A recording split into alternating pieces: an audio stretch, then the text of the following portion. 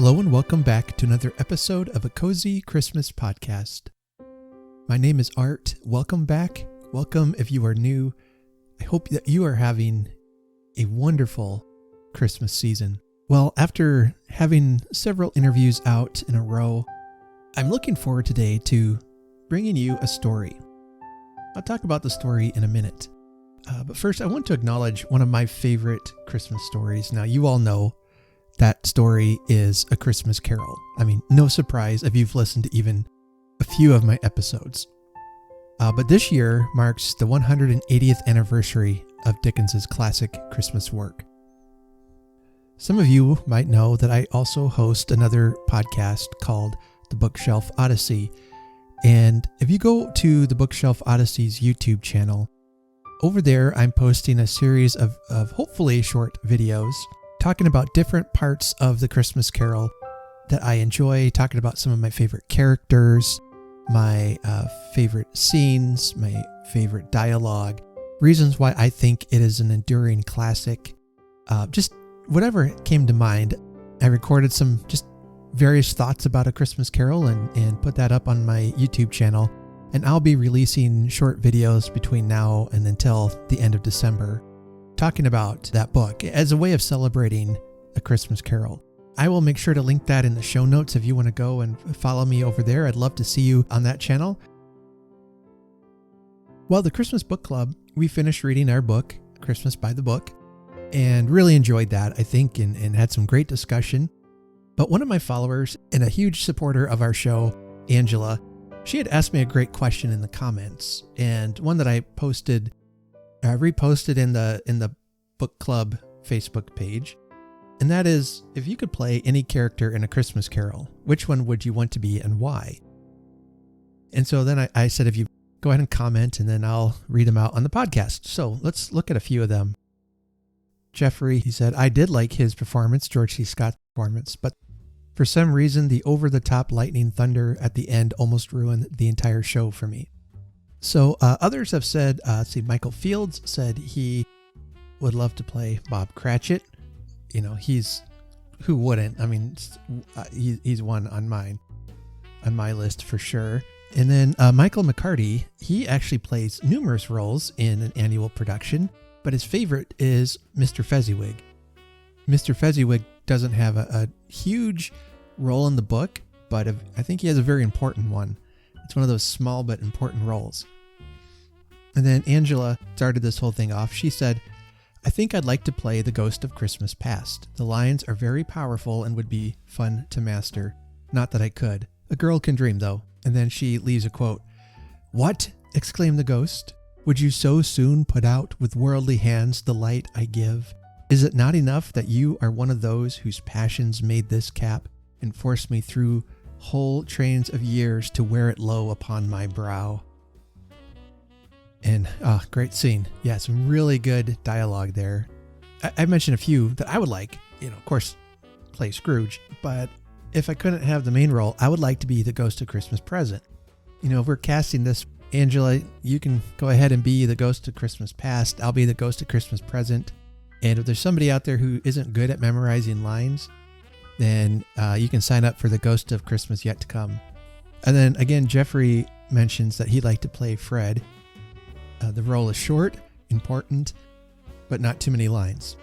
Although he thought he was maybe a little too old, so he would settle for one of the businessmen near the end who would not want to go to Scrooge's funeral unless, of course, lunch is provided. Donald J. has said that he would love to try his hand at Scrooge. The character is so deep on many levels, and the character arc is so dynamic, I think it would be a real challenge. He hits the nail right on the head there.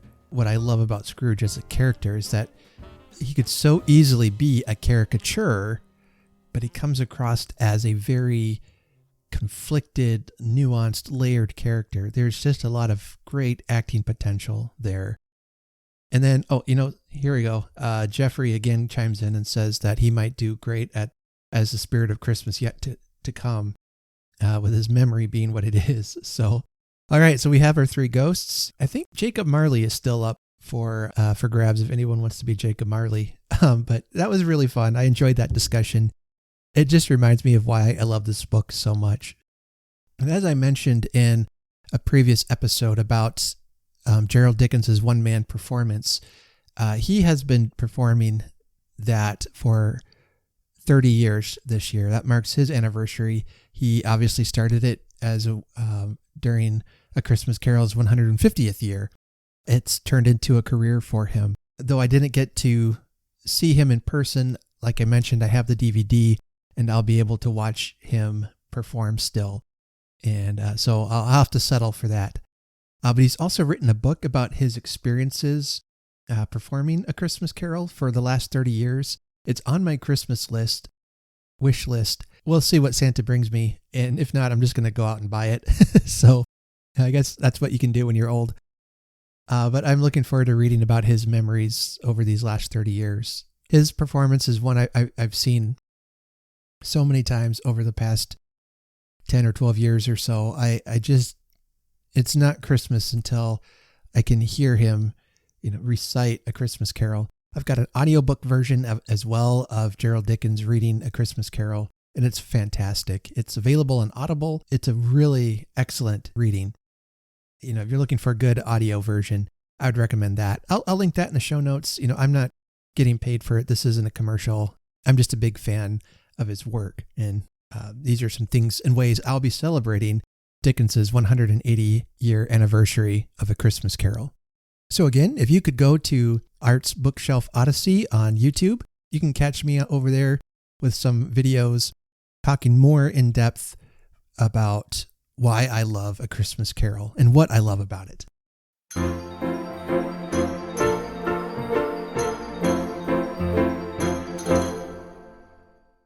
For our story today, I will be reading an Anthony Trollope Christmas classic, and it's called Christmas at Thompson Hall. Now, this will be part 1 of 3, I think, as it is a little bit of a longer short story. Now, Anthony Trollope was a Victorian writer. He lived from 1815 to 1882. He was contemporary with Dickens. Now, if you have not read any Anthony Trollope, I would highly recommend you go and fix that right now. He ended up writing quite a few novels. I want to say in the range of 50 to 60 novels. I haven't read them all yet, but many that I have read have been excellent. And so starting this next year, I'm going to be slowly working my way through his entire catalog. I've read enough by him that, I know I'm going to enjoy many more of his stories. In the middle of being a prodigious writer, he also worked for the British Postal Service. The reason why he was able to write so much in his life while still working full-time is that he was a very disciplined writer. He would set himself a daily word count, and he would meet that goal every day. And as soon as he got to the end, he would stop. It's been said that even if he was in the middle of a sentence, he would put his pen down because he has finished his daily word count.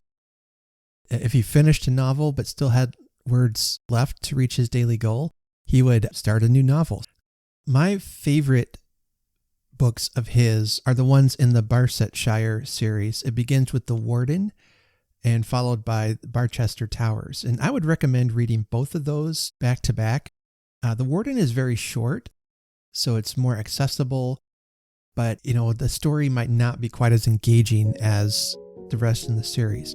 And they were all just really wonderful. Some a little more than others. You have reoccurring characters through the series, just a humorous narrator throughout. He's written another series as well that is called the Palliser novels. Barsetshire tends to look more at the politics of the church and the church structure. Palliser tends to be a little more on the political side. Well, it is on the political side. Plus, numerous standalone novels that are really worth reading, like He Knew He Was Right, The Way We Live Now, and many more. So, a prolific writer, and I'm pleased to say that he has written many short stories as well as a few Christmas stories. So I'll be reading Christmas at Thompson Hall. So with that, I will invite you to come in and make yourself comfortable by the Christmas fire. And I'll read to you Christmas at Thompson Hall by Anthony Trollope.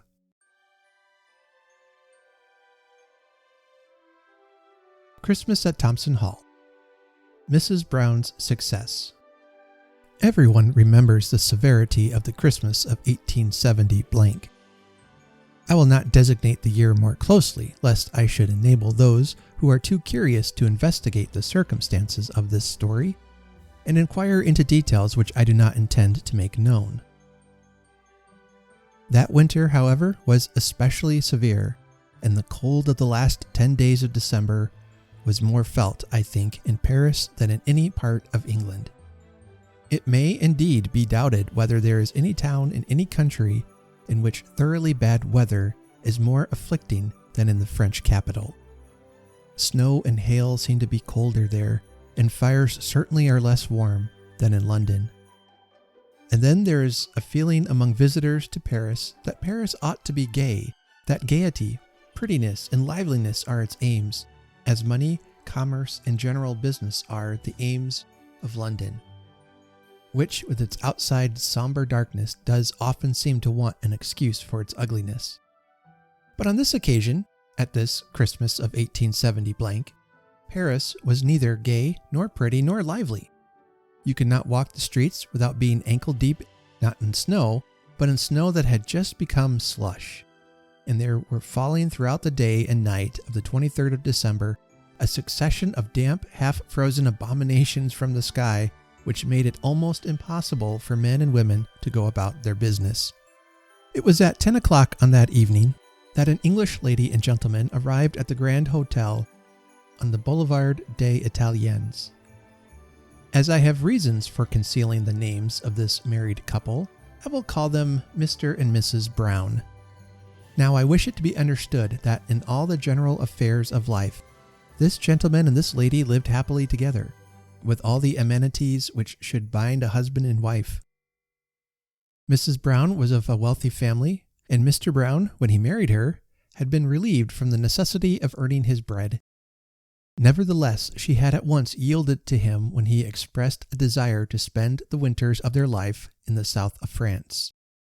And he, though he was by disposition somewhat idle, and but little prone to the energetic occupations of life, would generally allow himself, at other periods of the year, to be carried hither and thither by her, whose more robust nature delighted in the excitement of traveling.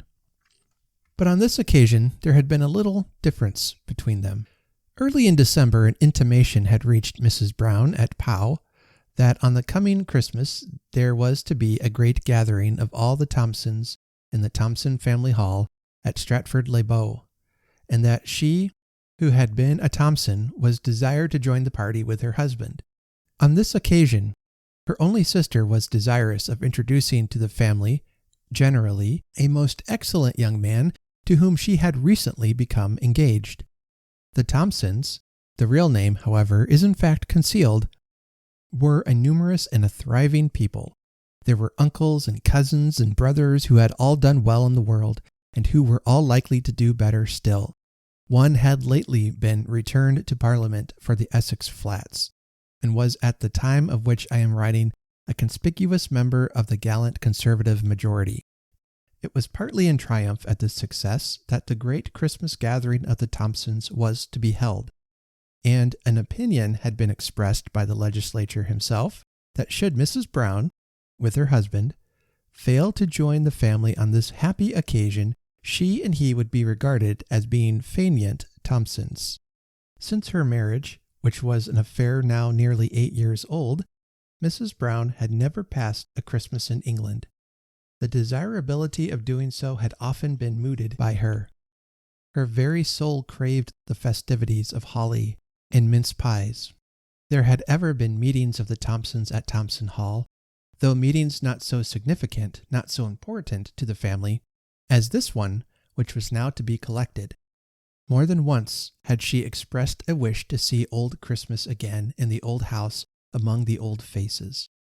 But her husband had always pleaded a certain weakness about his throat and chest as a reason for remaining among the delights of Pa. Year after year she had yielded, and now this loud summons had come. It was not without considerable trouble that she had induced Mr. Brown to come as far as Paris. Most unwillingly had he left Pau, and then twice on his journey, both at Bordeaux and Tours, he had made an attempt to return.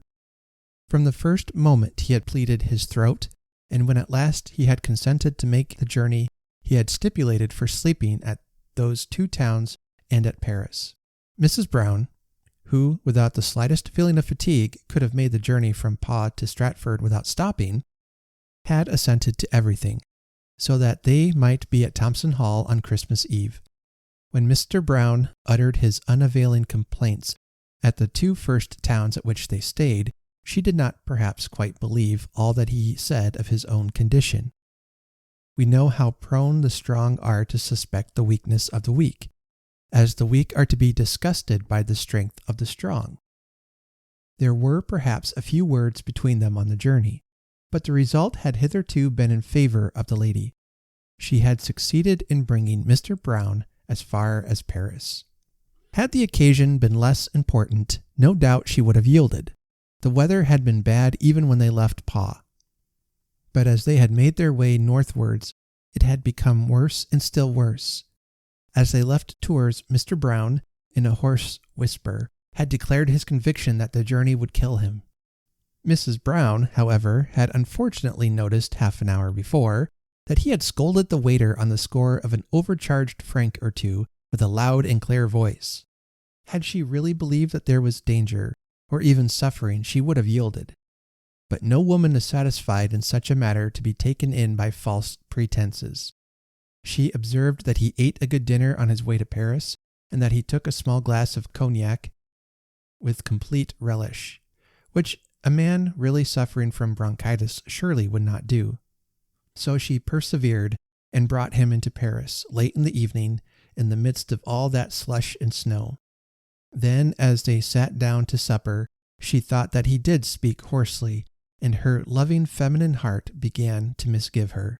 But this now was at any rate clear to her, that he could not be worse off by going on to London than he would be should he remain in Paris. If a man is to be ill, he had better be ill in the bosom of his family than at a hotel. What comfort could he have, what relief, in that huge barrack? As for the cruelty of the weather, London could not be worse than Paris, and then she thought she had heard that sea air is good for a sore throat. In that bedroom, which had been allotted to them a quatrime, they could not even get a decent fire. It would in every way be wrong now to forego the great Christmas gathering when nothing could be gained by staying in Paris. She had perceived that as her husband became really ill, he became also more tractable and less disputatious. Immediately after that little glass of cognac, he had declared that he would be blank if he would go beyond Paris, and she began to fear that, after all, everything would have been done in vain. But as they went down to supper between 10 and 11, he was more subdued, and merely remarked that this journey would, he was sure, be the death of him. It was 11:30 when they got back to their bedroom, and then he seemed to speak with good sense, and also with much real apprehension. "If I can't get something to relieve me, I know I shall never make my way on," he said. It was intended that they should leave the hotel at 5:30 the next morning, so as to arrive at Stratford, traveling by the tidal train, at 7:30 on Christmas Eve. The early hour, the long journey, the infamous weather, the prospect of that horrid gulf between Boulogne and Folkestone would have been as nothing to Mrs. Brown, had it not been for that settled look of anguish which had now pervaded her husband's face. "If you don't find something to relieve me, I shall never live through it," he said again, sinking back into the questionable comfort of a Parisian hotel armchair. "But, my dear, what can I do?" she asked, almost in tears, standing over him and caressing him. He was a thin, genteel-looking man, with a fine, long, soft brown beard, a little bald at the top of the head, but certainly a genteel-looking man. She loved him dearly, and in her softer moods was apt to spoil him with her caresses. "What can I do, my dearie? You know I would do anything if I could. Get into bed, my pet, and be warm, and then tomorrow morning you will be all right." At this moment he was preparing himself for his bed, and she was assisting him. Then she tied a piece of flannel round his throat and kissed him and put him in beneath the bedclothes. "I'll tell you what you can do," he said very hoarsely. His voice was so bad now that she could hardly hear him. So she crept close to him and bent over him. She would do anything if he would only say what. Then he told her what was his plan. Down in the salon, he had seen a large jar of mustard standing on a sideboard. As he left the room, he had observed that this had not been withdrawn with the other appurtenances of the meal. If she could manage to find her way down there, taking with her a handkerchief folded for the purpose, and if she could then appropriate a part of the contents of that jar and returning with her prize, apply it to his throat, he thought that he could get some relief, so that he might be able to leave his bed the next morning at 5. "But I am afraid it will be very disagreeable for you to go down all alone at this time of night," he croaked out in a piteous whisper. "Of course I'll go," she said. "I don't mind going in the least. Nobody will bite me," and she at once began to fold a clean handkerchief. "I won't be 2 minutes, my darling, and if there is a grain of mustard in the house, I'll have it on your chest almost immediately." She was a woman not easily cowed, and the journey down into the salon was nothing to her. Before she went, she tucked the clothes carefully up to his ears, and then she started. To run along the first corridor till she came to a flight of stairs was easy enough, and easy enough to descend them. Then there was another corridor, and another flight, and a third corridor, and a third flight, and she began to think that she was wrong. She found herself in a part of the hotel which she had not hitherto visited, and soon discovered by looking through an open door or two that she had found her way among a set of private sitting rooms which she had not seen before. Then she tried to make her way back, up the same stairs and through the same passages, so that she might start again. She was beginning to think she had lost herself altogether, and that she would be able to find neither the salon nor her bedroom when she happily met the night porter. She was dressed in a loose white dressing gown, with a white net over her loose hair, and with white worsted slippers. I ought perhaps to have described her personal appearance sooner. She was a large woman, with a commanding bust, thought by some to be handsome, after the manner of Juno. But with strangers there was a certain severity of manner about her, a fortification, as it were, of her virtue against all possible attacks, a declared determination to maintain at all points the beautiful character of a British matron, which, much as it had been appreciated at Thompson Hall, had met with some ill-natured criticism among French men and women. At Pau she had been called La Fière Anglaise. The name had reached her own ears and those of her husband. He had been much annoyed, but she had taken it in good part, and had endeavored to live up to it. With her husband she could, on occasion, be soft, but she was of the opinion that with other men a British matron should be stern. She was now greatly in want of assistance, but, nevertheless, when she met the porter, she remembered her character. "I have lost my way wandering through these horrid passages," she said in her severest tone.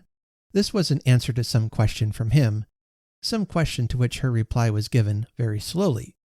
Then when he asked where Madame wished to go, she paused again, thinking what destination she would announce.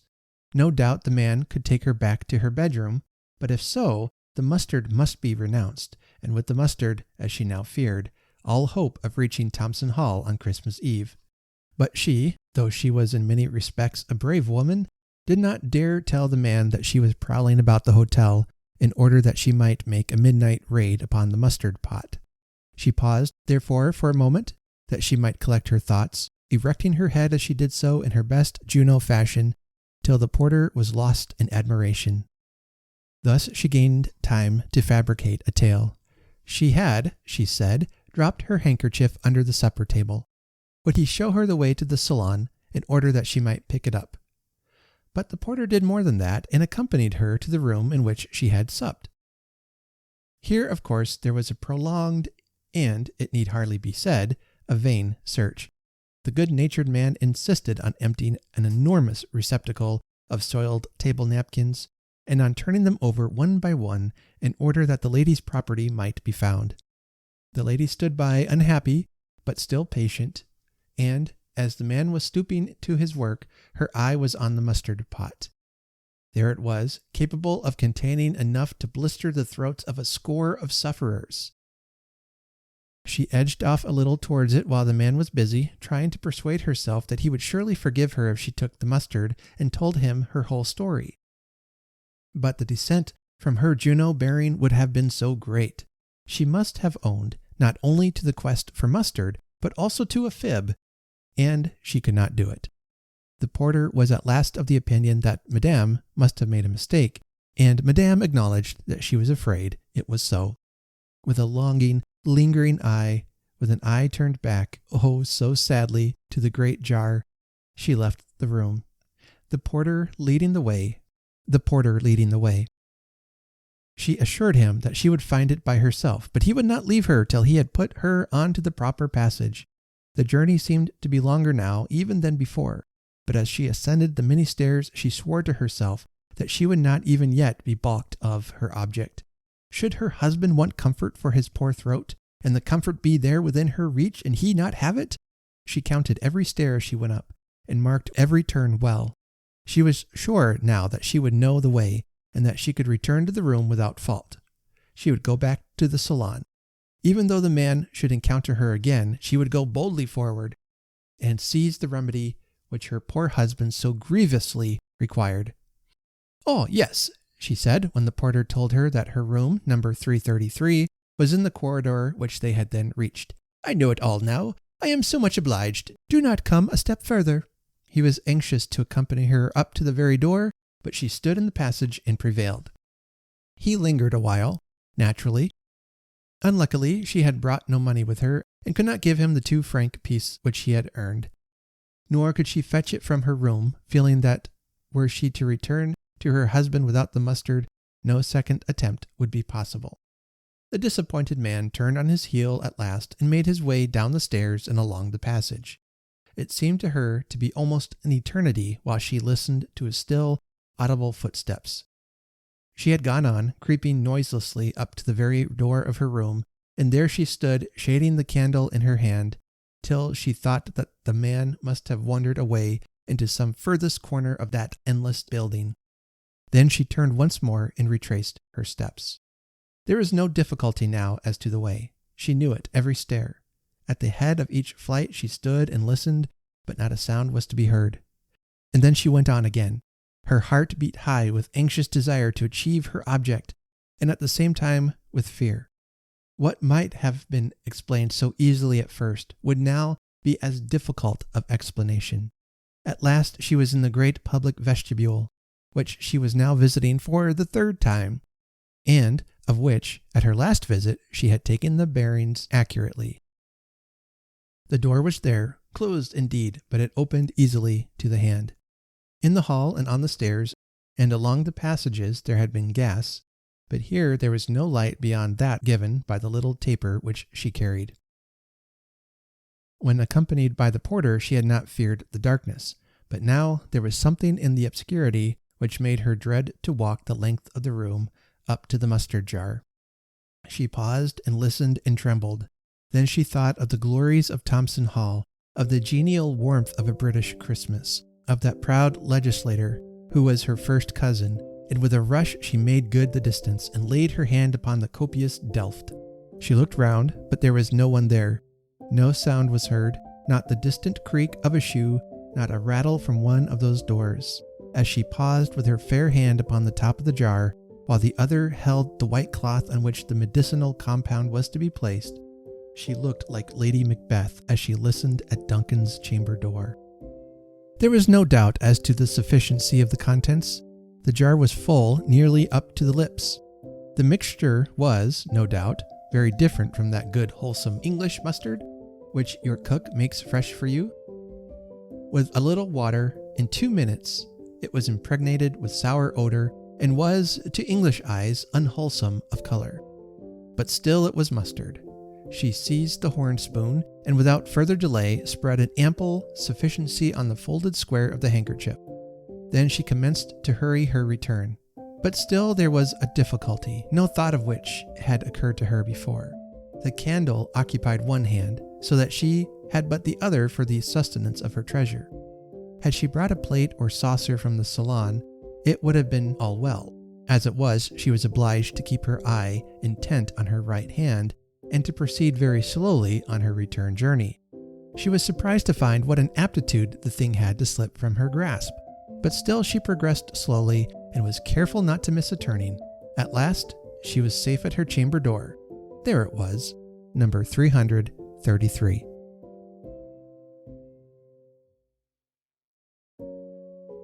Christmas at Thompson Hall, Part 2. Mrs. Brown's Failure. With her eye still fixed upon her burden, she glanced up at the number of the door, 333. She had been determined all through not to forget that. Then she turned the latch and crept in. The chamber was also dark after the gaslight on the stairs, but that was so much the better. She herself had put out the 2 candles on the dressing table before she had left her husband. As she was closing the door behind her, she paused and could hear that he was sleeping. She was well aware that she had been long absent, quite long enough for a man to fall into slumber who was given that way. She must have been gone, she thought, fully an hour. There had been no end to that turning over of napkins which she had so well known to be altogether vain. She paused at the center table of the room, still looking at the mustard, which she now delicately dried from off her hand. She had no idea that it would have been so difficult to carry so light and so small an affair. But there it was, and nothing had been lost. She took some small instrument from the washing stand, and with the handle collected the flowing fragments into the center. Then the question occurred to her whether, as her husband was sleeping so sweetly, it would be well to disturb him. It would be well to disturb him. She listened again and felt that the slight murmur of a snore with which her ears were regaled was altogether free from any real malady in the throat. Then it occurred to her that after all, fatigue perhaps had only made him cross. She bethought herself how, during the whole journey, she had failed to believe in his illness, what meals he had eaten, how thoroughly he had been able to enjoy his full complement of cigars, and then that glass of brandy against which she had raised her voice slightly in feminine opposition, and now he was sleeping there like an infant, with full, round, perfected, almost sonorous workings of the throat. Who does not know that sound, almost of 2 rusty bits of iron scratching against each other, which comes from a suffering windpipe? There is no semblance of that here. Why disturb him when he was so thoroughly enjoying that rest which, more certainly than anything else, would fit him for the fatigue of the morrow's journey? I think that, after all her labor, she would have left the pungent cataplasm on the table, and have crept gently into bed beside him, had not a thought suddenly struck her of the great injury he had been doing her if he were not really ill. To send her down there in a strange hotel, wandering among the passages in the middle of the night, subject to the contumely of any one who might meet her, on a commission which, if it were not sanctioned by absolute necessity, would be so thoroughly objectionable. At this moment, she hardly did believe that he had ever really been ill. Let him have the cataplasm, if not as a remedy, then as a punishment. It could, at any rate, do him no harm. It was with an idea of avenging rather than of justifying the past labors of the night that she proceeded at once to quick action. Leaving the candle on the table so that she might steady her right hand with the left, she hurried stealthily to the bedside. Even though he was behaving badly to her, she would not cause him discomfort by waking him roughly. She would do a wife's duty to him as a British matron should. She would not only put the warm mixture on his neck, but would sit carefully by him for 20 minutes, so that she might relieve him from it when the proper period should have come for removing the counter-irritation from his throat. There would doubtless be some little difficulty in this, in collecting the mustard after it had served her purpose. Had she been at home, surrounded by her own comforts, the application would have been made with some delicate linen bag, through which the pungency of the spice would have penetrated with strength sufficient for the purpose. But the circumstance of the occasion had not admitted this. She had, she felt, done wonders in achieving so much success at this, as this which she had obtained. If there should be anything disagreeable in the operation, he must submit to it. He had asked for mustard for his throat, and mustard he should have. As these thoughts passed quickly through her mind, leaning over him in the dark, with her eye fixed on the mixture lest it should slip, she gently raised his flowing beard with her left hand, and with her other inverted rapidly, steadily, but very softly fixed the handkerchief on his throat. From the bottom of his chin to the spot at which the collar bones meeting together formed the orifice of the chest, it covered the whole noble expanse. There was barely time for a glance, but never had she been more conscious of the grand proportions of that manly throat. A sweet feeling of pity came upon her, causing her to determine to relieve his sufferings in the shorter space of 15 minutes.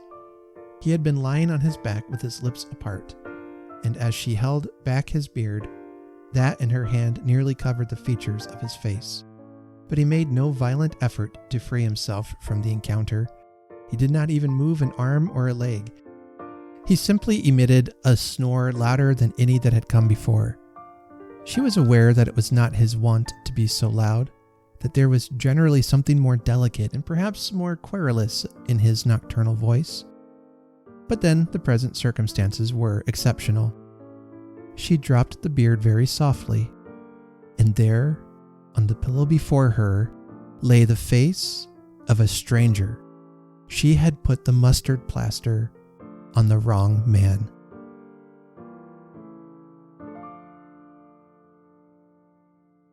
All right, well, I think we will go ahead and stop there today. I think I mentioned there would be 3 parts. I'm going to read it in 4 parts between now and Christmas. I love the story. One of the things that Trollope does so well is that his narrators, the people telling the story in the book, often are themselves a character in the story. And you can really see that in the story, that he, wants to change the names to protect the innocent. And you can see by the ending that there's possibly scandal afoot now. So basically, Mr. and Mrs. Brown were invited to go to Thompson Hall for Christmas, and that's Mrs. Brown's family. But Mr. Brown always finds an excuse not to go. But Mrs. Brown finally gets her way, and he's whining and complaining the whole trip and claims to be sick. So Mrs. Brown, being a tender and loving wife, she's going to prepare a mustard plaster for his, for his throat. It was kind of a Victorian medicine that would, help open up the airways and get breathing to be restored and soothe a sore throat. But, things being what they are, they're sleeping in a new place. She's been frustrated. She's probably tired. She gets lost. She deals with a very helpful porter who she just wants to go away. And now she finds that she's not only been in the room of somebody not her husband, but she's been really, she got into bed with him. She's been, touching, not inappropriately, but very intimately. So what's going to happen to poor Mrs. Brown? How is she going to get out of this fix that she's in? And will Mr. Brown ever stop complaining in time for them to make it to Thompson Hall for Christmas? Well, stay tuned for the next installment, as we'll read part 2 of Christmas at Thompson Hall by Anthony Trollope. Thank you so much for listening to the Cozy Christmas Podcast. If you would like to help support the show, the best thing that you can do is to share it on your social media account, share it with a friend, leave us a rating and a review, because that really does help get the word out. I could not do this without you guys, and I appreciate it all so much. If you would like to help us out in a financial way, there are several options for you listed in the show notes. You can make a donation on Ko-fi.com. And if you send me your address, I will send out a Christmas card with a bookmark or sticker as my way of saying thank you. There's also some t-shirts, podcast merchandise, hand-painted ornaments I've done over this past year. And a special thank you to Karen and Angela. Your support, not just your financial support, but your encouragement, your positivity, your absolute joy over what I do here really helps keep the podcast moving, and it keeps me inspired to keep doing what I'm doing. So thank you, and others who have given so generously this past year, thank you. And until next time, let's remember to honor Christmas in our hearts and try to keep it all the year. Have a very Merry Christmas.